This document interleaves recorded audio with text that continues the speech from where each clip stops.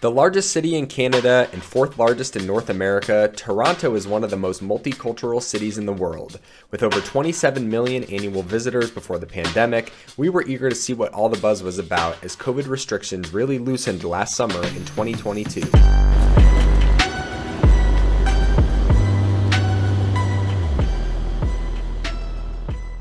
We took a couples trip over a long weekend last July to celebrate a friend's birthday somewhere new. My wife and I arrived a few hours before our friends to a total nightmare. Rogers Communication, the largest cell phone and internet provider in Canada, was out of order. This meant credit card machines, Wi-Fi, and Ubers couldn't be used. An inconvenience to us also led to the cancellation of sporting events and concerts scheduled for Friday. Nonetheless, we set out to explore the city. The St. Lawrence Market, home to some of the city's best food stalls since 1803, was near our hotel. We stopped in, scoped out the famous Carousel Bakery and their pea-meal bacon before enjoying a late lunch and heading to our hotel. We stayed at the One King West Hotel in the heart of downtown. The rooms were extremely spacious and had a kitchenette. The location was conveniently located near streetcar and subway stations as well. We got stuck with a room on a lower level floor, while our friends had a room on the 42nd floor with CN Tower views. The next morning, we started off the day Canadian style with some Tim Hortons, and honestly, it was pretty average. Afterwards, we set off for the Kensington neighborhood, famous for its diverse shops, restaurants, and graffiti.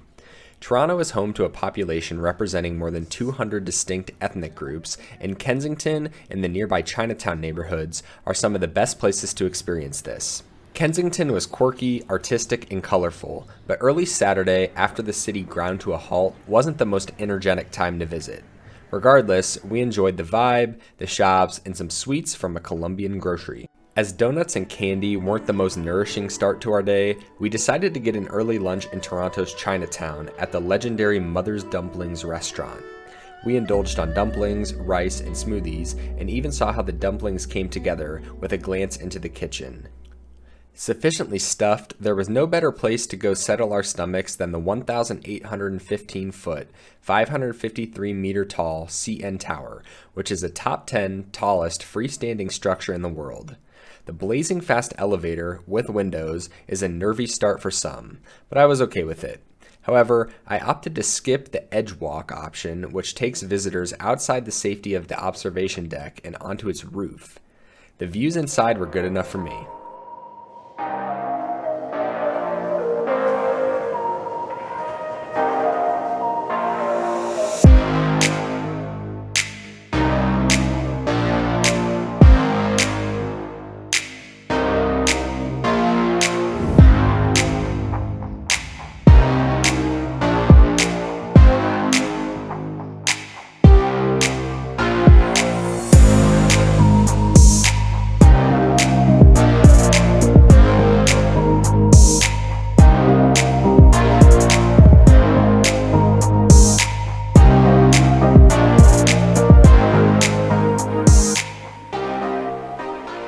After getting the most out of our $53 ticket, we headed back to the hotel to refresh before dinner and drinks in the Distillery District.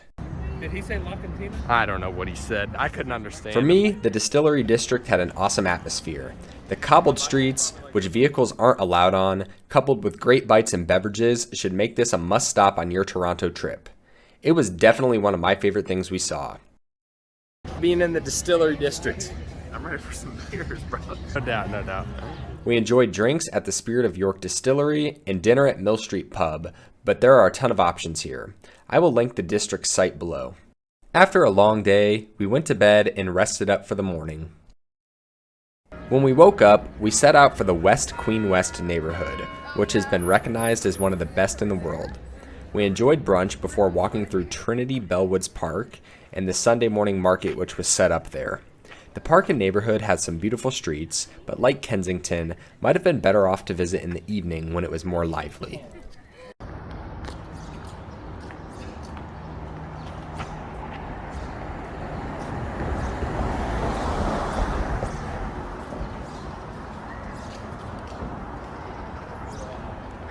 From there, we took the streetcar to the waterfront. We utilized the streetcar and subway frequently on the trip, which were easy to use and navigate. From the streetcar, it was onto a boat to the Toronto Islands, the largest urban, car-free community in North America. They're home to beaches, trails, and even an amusement park. There are 3 ferries you can take to the different docks on the islands. We opted for the Hanlan's Point ferry, which drops you on the west side of the island, and then took a lengthy walk around, stopping at the beach, to the Center Island ferry. From there, we were able to catch a different boat back to the mainland. The views on the ferry were awesome as we looked back at the sprawling city from the water.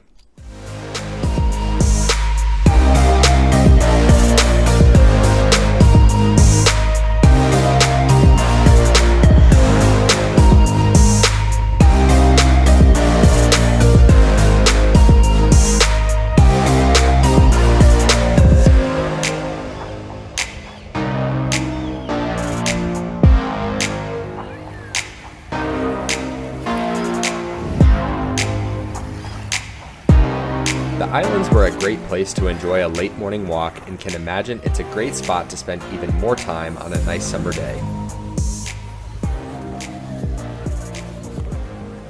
After this, we decided to brewery hop. We first went to Steam Whistle Brewing by the CN Tower and Rogers Center, which was built into an old train locomotive roundhouse and is part of Roundhouse Park. We also ate lunch here, which was super tasty.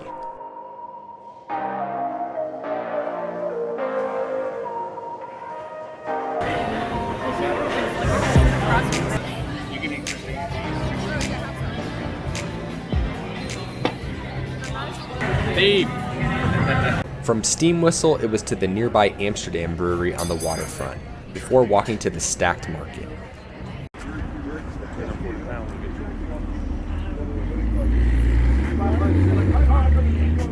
This shopping area is constructed from shipping containers and home to the Blue Moon Brew House. The vibe was super cool and definitely worth a stop. We had one more at Maverick Brewery up the street before resting up at the hotel before dinner.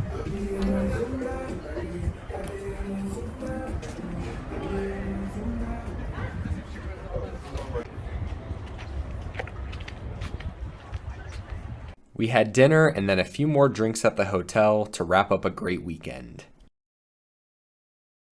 The weekend flew by, and unfortunately it was back to the States the next day. Toronto gets a big thumbs up from me, and I'd love to go back sometime to check out more of what the city has to offer. It's got major sports teams, museums, and the Edge Walk I still have left to do. Let me know in the comments what your favorite thing about Toronto is, and be sure to like and subscribe so you don't miss future videos.